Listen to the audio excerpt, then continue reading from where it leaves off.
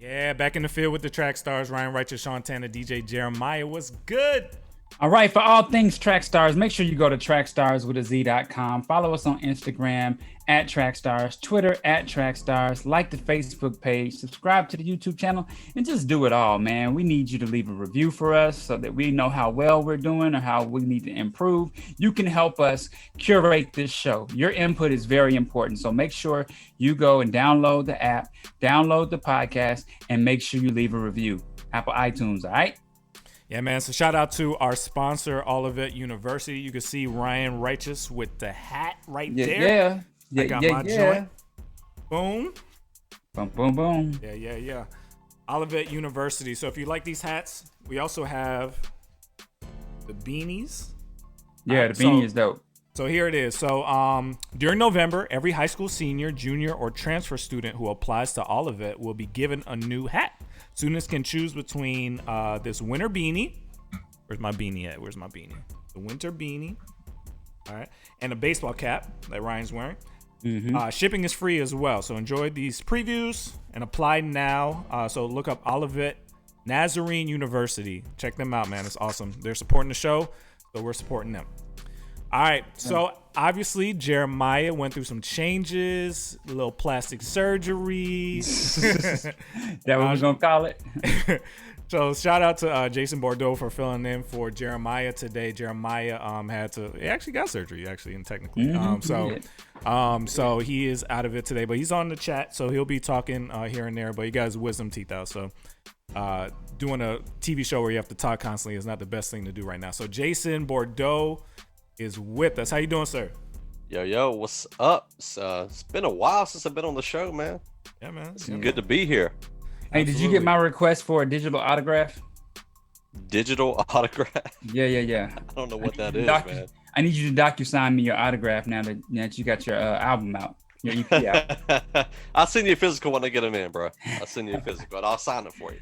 Yeah, so wipe it down real good before you put it in the mail. The song you just heard was Jason Bordeaux's new song, Forever Free. He has an album coming out soon, really soon. So check him out. So we're going to get into some stuff, but talk about that song real quick. The song, I don't know, man. I wanted to do something that was upbeat, and I love that particular beat. And then just wanted to remind people, like, no matter what happens, you're free. Like, no matter who the president is, no matter what COVID is, like, even if you're stuck in your house, you can't go nowhere, you're still free because of Christ. And that's where our freedom comes from. I heard somebody say one time that the only person who can enslave you is the person who owns your freedom, which is Christ. And so I thought that was interesting. But I got this really dope artist. If y'all never heard of him, his name is Sean David Grant. Y'all should go check him out. He's got an album out called Wonder Years. And he did his thing. I love that line, the white rappers line. And yeah, man, I just wanted to, have some fun with it. And whenever I did I did one verse, and then when you got on it, I was like, I really need a second verse. And so I took the actually the first like 6 bars of the third verse on the track is recycled from an old mixtape I did. Oh, dope. But the rest of it was fresh.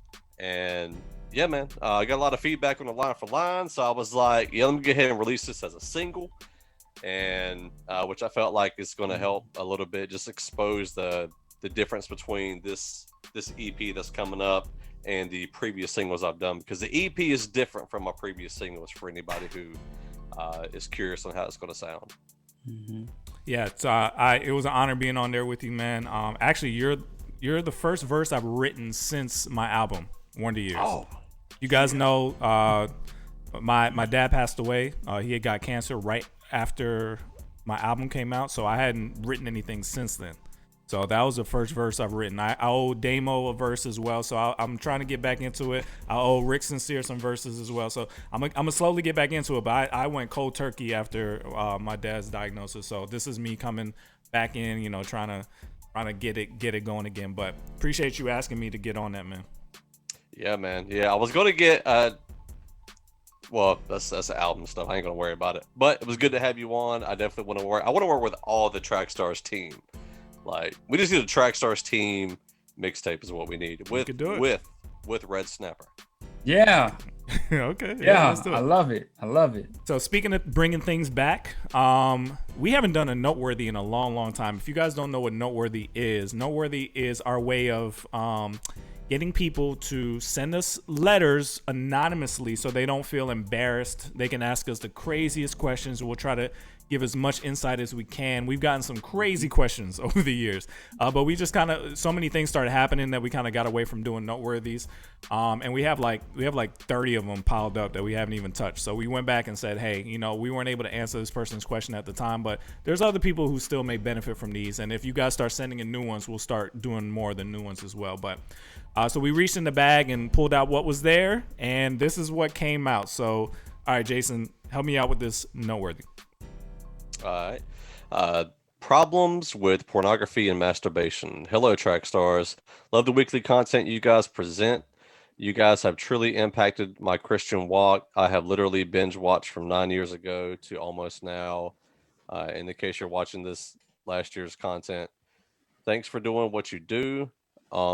Onto my letter. I am a 24-year-old male. I just lost my job due to safety in the workplace. Since then and in the past, I have struggled with pornography, as every man has, Christian or not. But here's the thing. It is gay, black pornography and masturbation. I am straight, but I have been struggling with this for a while. No one knows, not even my group me family or family and friends. What do I need to do to get rid of this horrible sin I'm committing?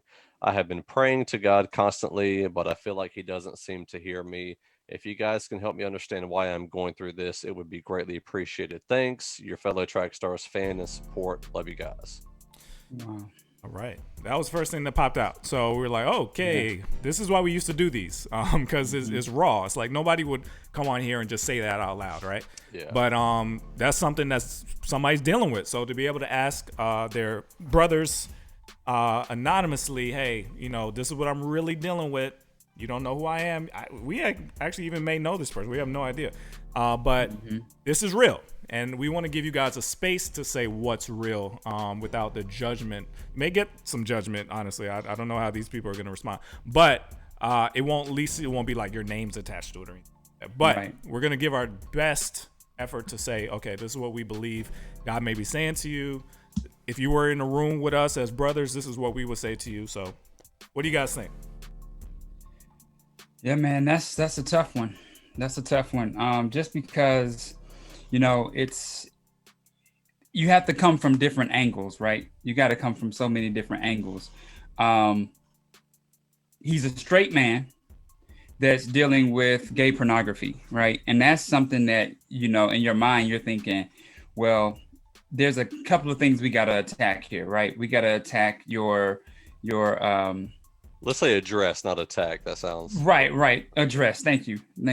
We have to address the sin itself, right?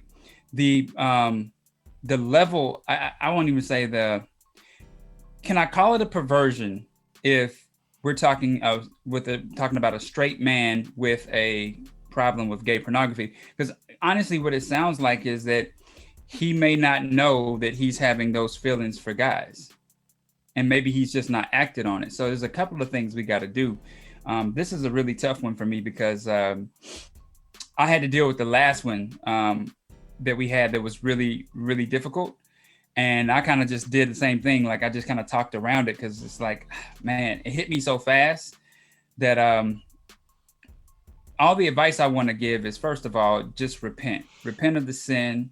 Repent of the nature of it, repent and ask God to find the root of it, right? Find the root of where it came from, where you established it, and cut it off at its root. That's what needs to happen first and foremost, is to ask for repentance and then find the root of it and then try to address it from that standpoint, because it really is a lot of situations here that we have to kind of like break down piece by piece. You see what I'm saying?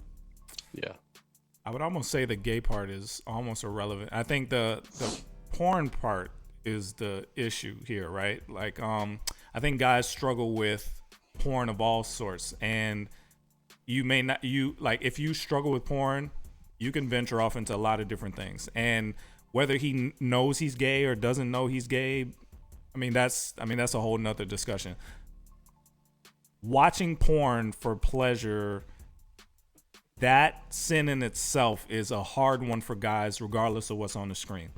And what do you say to somebody that feels like it's not wrong? What do you say to somebody who feels like, hey, everybody does it? What is watching porn a sin? You said what? Is watching porn a sin? Yes. Yeah. Okay, now why? Lust. Yeah. It's lust in the heart. Yeah, Pretty and if much you're in your married, heart. adultery. Yeah. So if you're a single man, is it wrong to watch porn? Yes. Yes. If you're a married couple, can you watch porn? That is. Oh, you're slow. You're slow. Where's your wife's book at? So- Where's your so wife's seriously. book? No. Seriously. That's actually in my wife's book. Yeah. It's part of the somebody asked that question to her because they said, well, is the marriage bed really defiled? If the marriage bed really undefiled if you make up your own rules as you go along? And I was like, whoa, that's a so. Yeah, that's tough. the way I see What do it you is think? like my wife and I bought a book when we first got married, and it's got, this is gonna be adult mature, y'all. It's got Kama Sutra. positions in it. Yeah. It's not that book, but it's based just a off book of of different. Yeah, it's different, positions. You got that Cosmopolitan joint too? No, we ain't got no Cosmo. But in general, though, I think there's ways for you. How else can you learn Yeah. to Yeah, do I different understand. things or whatever? And so I feel like there's probably an essence of educational purposes for it, Yeah. but you're not necessarily going to find that on the internet. Or whatever people usually see on pornography channels. Mm-hmm. But just watching it as a couple, I think to me, it's like if you question it, throw it out. Like when in doubt, throw it out. And so that's one of those things where I'm just like, I feel like there's too many issues with it. Like one of the spouses can be lusting after whatever's on TV. They might be using this educational thing to get them in the mood, which I feel like might be wrong. So to me, it's just kind of dangerous. But if you're just particularly trying to say, hey, honey, we need to learn some new stuff just to keep it exciting, which I don't know. I can't go into too much detail. My wife would get mad at me. All right, cool. So let's move on. I'm the guy with the wife with the book. Yeah, your wife goes there. But here's the deal. Here's another thing. You're right. There's a lot here because he also mentioned masturbation. So is that wrong? Yeah. Are you saying yeah, or are you? No, the Bible says if you know right and you do wrong, it's considered sin. Right. Yeah, but some people don't think it's wrong. So is it wrong? Yeah, it is, because you're essentially God made sex for you to be able to procreate, right? Wait, what? I'm sure your wife doesn't agree with that. What? No. I'm saying like in sex, you're procreating. So if you are having sex by yourself, you're not. No, but that's not. When you're married, you don't do it always for procreation. No, I'm just saying. I'm telling you what the design of it was. What are you talking about? You found a little trip. Okay. No. I'm telling you what the design of it was. Okay. So God's design for it was for you to be able to be fruitful and multiply, right? That's not true. That's not the only design for it. I didn't say it was the only design. Okay. Sean always does that. He always tries to trip you up and be like, No, yo. I'm not. Just an actual question. I'm just saying, like, your answer, I'm challenging it. Are you sure about that? I'm sure about that. Okay. That is only for procreation. No, it's not only. I said it's the design. The design is for procreation, right? That's how we multiply and have children. So all I'm saying is when you do that by yourself, it's outside of God's design. But it's wrong. I'm challenging you because then there's a hole in your argument because it's not designed just for procreation. It's designed for pleasure. Yeah, but I didn't say that it was. listen to me. One of the designs. But okay, listen how to me. about that? I'm telling you that there's a problem with your logic because it's not only designed for that, right? It's designed for pleasure in a marriage. So if it is designed for pleasure in a marriage, then what makes it wrong for the single person?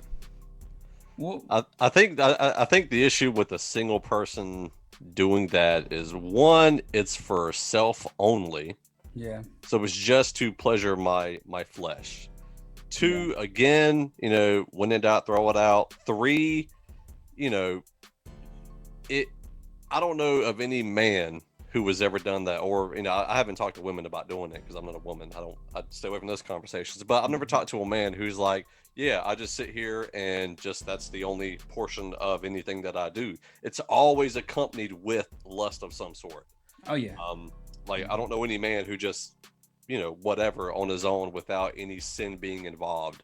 And so I think that's the it's the sin that's involved with that. I don't think that in itself is a sin necessarily, but I do think that usually the mental images or whatever you're participating in to accompany that is the sin. Yeah, so I would say this. I would argue that there's nothing necessarily in the Bible about this specifically.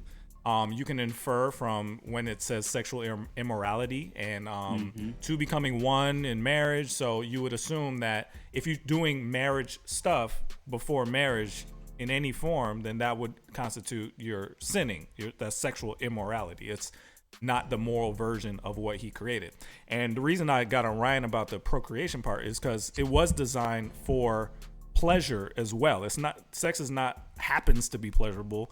It is designed to be, right? It's supposed to be to bring married couples closer together. That's half of the point of it, right? So those two things are for marriage, right? So if you participate in that lust of desiring that outside of marriage, that's what we would call sexual immorality. So that would be my answer to him as far as I don't know if he's single or not. This could be a married person. So now, his assertion that he's a straight man but likes watching black gay pornography, what does that mean? I would have to assume he might be white, which doesn't. You mean the fact that he pointed out the black part? Yeah. Yeah, because I don't know why that would matter unless he. I don't know, but what was your question? Why is he asserting that he's a straight man, but also asserting that he watches gay pornography? Like, why is he making that distinction? I think because, and this is something I've learned kind of studying pornography and addiction and things like that, is that usually, men typically start with regular porn, man on woman or man woman porn. And then usually what'll happen is it's like a drug, right? So you're watching it, the dopamine set off, whatever mental chemical functions happen that get you excited. Yeah. Well, then after a while, the same old, just like drugs, the same visual stimulation gets old. So you start to experiment. Oh, well, this is a little bit different. Let me check this out. And in many cases, it has led to gay pornography. And I've heard that from a ton of different resources. And so, it is normal. I don't think it necessarily makes him gay. I don't think it necessarily makes him wanting to have sex with men. I think part of it's curiosity. It could be, but when you're, I guess, you're masturbating in doing that, it might worry you that you may be gay. But I think in general though is obviously I think biblically we can all understand that gay in itself is a sin, so that's probably got him worried obviously for that.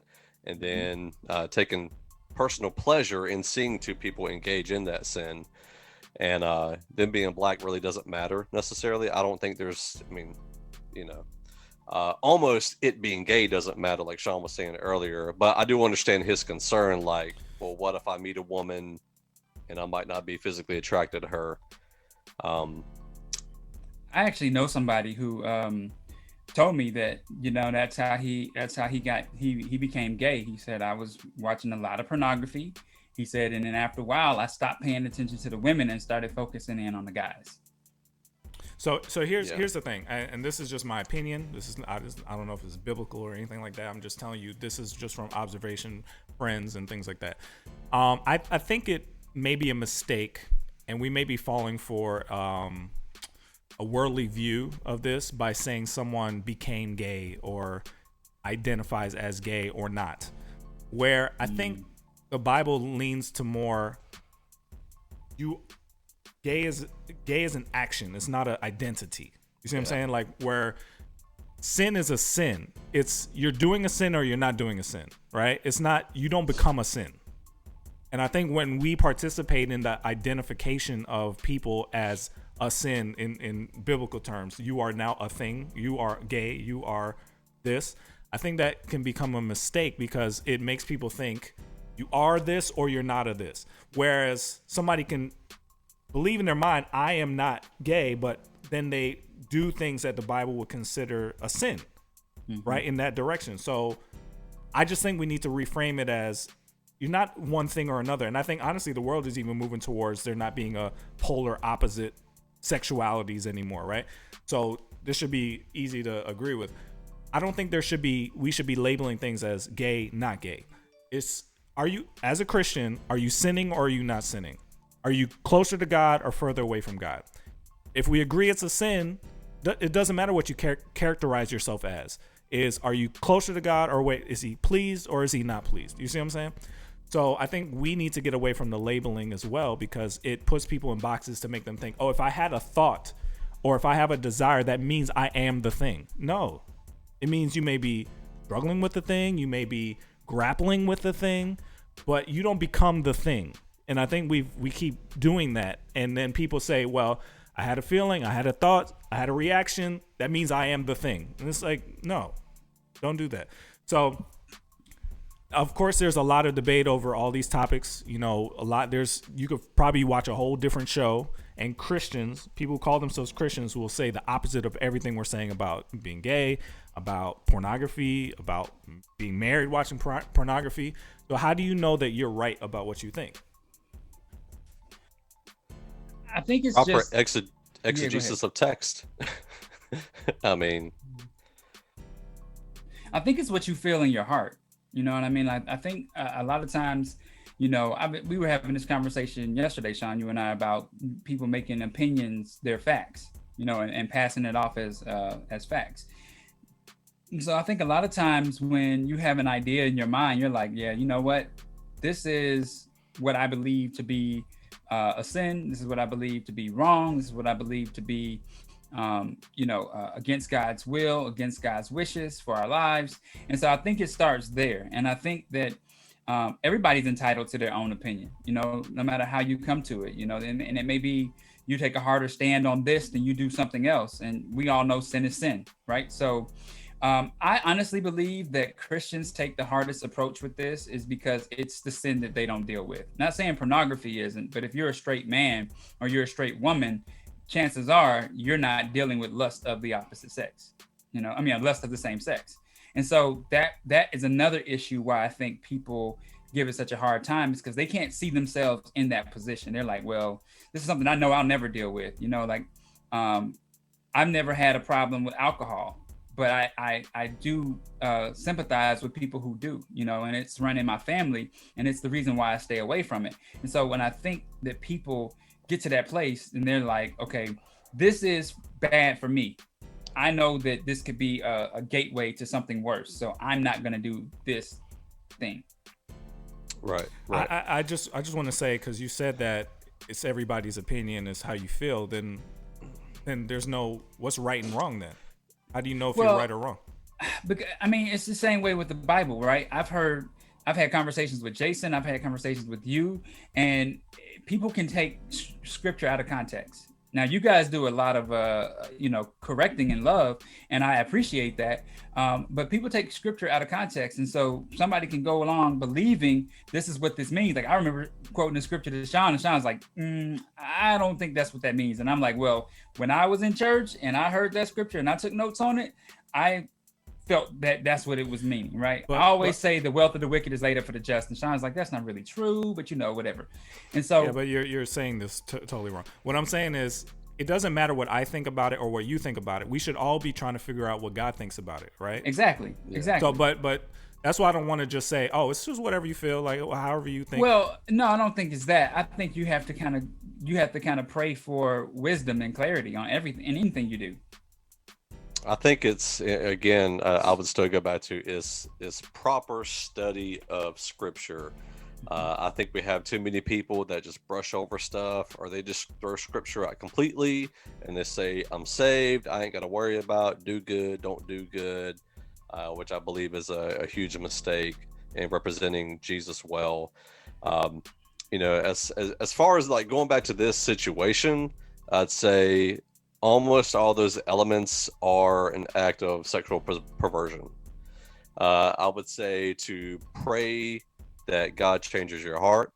I would say that God, pray that you're not being selfish, because I think sexual sin is a very selfish sin in every aspect. It's like, God wants me to be happy sexually so I can have sex with whoever I want to. It doesn't matter. That's making it all about you.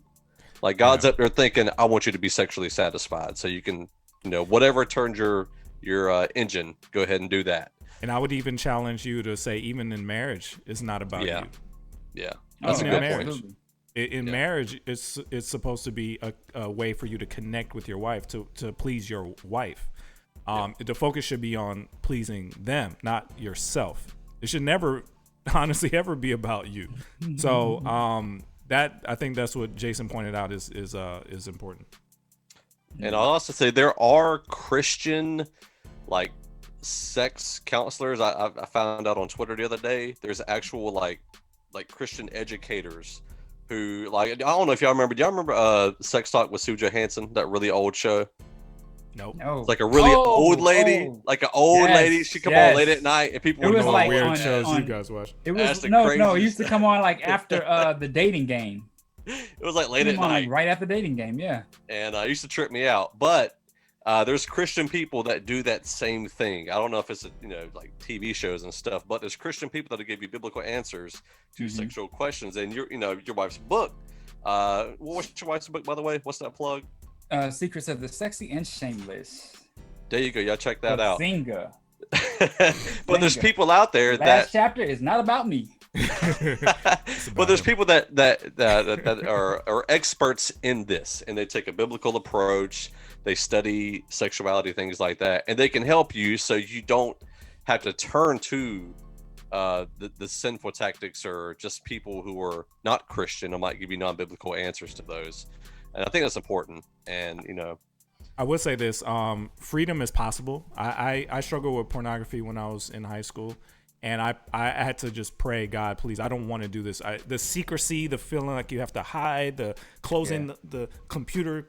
There was no laptops back then. It was just but you know what I'm saying, like button. Yeah, pushing the button real fast, like that kind of secrecy and dirtiness. And sex should not be attached to those emotions. I used to think sex meant dirty, secret, dark. You know what I mean? When I realized, no, like God had to show me that sex is something that He created for you. It is not just for procreation. It is for pleasure in a marriage. I gave you, somebody described it like a fireplace, right? You create a fireplace to contain the fire. It's designed for it.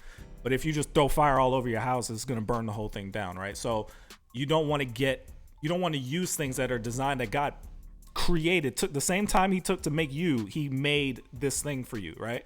You don't want to just do that wherever, right? So I had to really reframe my mind and say, you know what? No, God loves that He made this for you. He's happy about you being able to do this with your spouse. So just reframing it as a godly thing versus a dirty secret thing. And I think that's part of rewiring, is getting out of the dark, stop the pornography and the stuff that takes you further away from God and makes you want to hide. The same feeling Adam and Eve had when they felt dirty and they had to cover themselves because they were afraid God was seeing them naked. That feeling of sin. That's what sin makes you do. But it should be something that makes you like, no, God enjoys it. You could pray, like, God is a part of all of that, and it's not dirty, it's not secret. I think that should be the guide for what you do in your life. Yeah, that's a good point. Yeah, I think it's one thing, and we kind of joke about it with like the 15-year-old niece that lives in the house. My wife and I are we'll like, yeah, we're married. There's nothing to be shameful about. Like, we're proud to be able to exercise this in our marriage. And just like when you celebrate it in context, especially for younger people, I think that's healthy. And just make sure they know, like, it's good in marriage. Yeah, because part of what happens, and the reason why people feel like there's a lot of people, especially who deal with homosexuality, that they feel like they have to suppress a desire, right? And then if you suppress something for so long, at some point you're like, well, screw y'all, I'm just gonna do it. Screw y'all. Suppression is not what I'm talking about. I'm not saying suppress your desire. That's not the point. The point is to reframe your mind and seek God to change your mind about it. If you feel like you're suppressing something that's just boiling in you constantly, that you're not winning by just fighting it back. That's not what I'm talking about. So there has to be a changed feeling. God has to actually change you. I no longer even desire to see porn. You see what I'm saying? I no longer desire to see that. It's not like I'm just trying not to. I don't want to, because I don't want to be out of communication with God. I don't want to hide from him. I don't want to cover myself with leaves. I don't want to feel that dirtiness, right? Yeah. So every time that thought comes, it's like, no. I remember how I felt when I was. I don't want to feel like that again. The darkness, the weight on your shoulders of that kind of a sin. So that's what I'm talking about. If it shouldn't feel like suppressing a desire. And we're dealing with so many Christians who have been suppressing desires for so long, and then they see the world embracing their desire, and then they decide to just go with them. So I'm just hoping that comes across, is that don't suppress a desire. That's not the point. The point is to seek God and ask him to change you. And if you see that you're not changed yet, keep praying. Don't just fight it down. Keep praying. Keep praying that you wake up one day and you're like, wow, I didn't even think about that today. That's amazing. Thank you, God. I didn't even want it today. That's amazing. Yeah. So yeah. Hopefully any of this helps, man. I don't know what will help. I just know for me, it literally was sincerely asking God, and I don't know the trick. I just know sincerely asking God. I know there was a change in my life. I would say one last that thing. Change on you. Sorry. I know there's Celebrate Recovery. A lot of people think that's drugs, like just drugs and alcohol. That's for any type of hang up that you have. Porn addiction is one of those. And I don't know, you can Google, see if there's any churches around you, any place that's Celebrate Recovery. It's a Christian organization. Check it out. Try to find some type of other people that struggle with it. Porn, and is embarrassing enough, and then gay porn, some people will find that even more embarrassing depending on who you are. Seek help, but make sure you definitely check out Celebrate Recovery if you can around you. Or I don't know, maybe find some. I struggle saying Facebook groups. Facebook groups are great, but not all of them are, they're not created equal. But yeah, look for some other people that struggle with it, and and people that have conquered it, I guess I'd say, or conquering it. Yeah, there was another group that used to reach out to us, God Over Porn. Do y'all remember them? Mm-hmm. Yeah. Remember them? I think they might still be around. I haven't seen them. I follow them on Twitter, but I haven't seen them tweet anything in a while. So yeah, hopefully that helps, guys. Send in your noteworthies. You can still do that. Trackstarz.com. Find a noteworthy. Submit a noteworthy link. And we'll start doing more of these if this helps. And it's kind of touchy stuff, but hey, it's real. So hopefully now that this is out, you'll get even more comments as people try and chime in and give their insight into it. But this is a real question, so approach it sincerely and try to give guidance. Everybody is trying to be helpful, even if you feel like they're wrong or whatever. Like just let this be helpful. All right, you in the field with the Trackstarz, Ryan Righteous, Sean Tanner, DJ Jeremiah. Let's go.